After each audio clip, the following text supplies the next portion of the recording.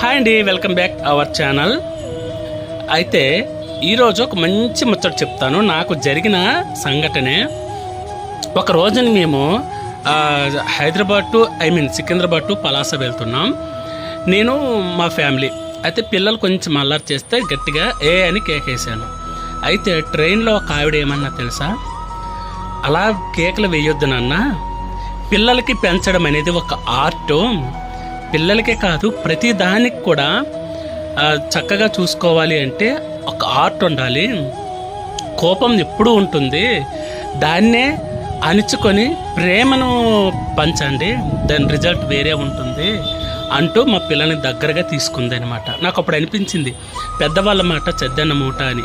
అప్పటి నుంచి నేను మనం ఎంత ఎదిగినా సరే ఎదుటి వాళ్ళు చెప్పింది మనం తెలుసుకొని అర్థం చేసుకోవాలి. ఎందుకంటే చెప్పారులే అని కాకుండా దీని పరమార్థం ఏంటి అని తెలుసుకున్నప్పుడే మనలో ఉన్న స్వభావం కూడా మనకే అర్థమవుతుంది కదా. అయితే లైక్ ఇవ్వండి.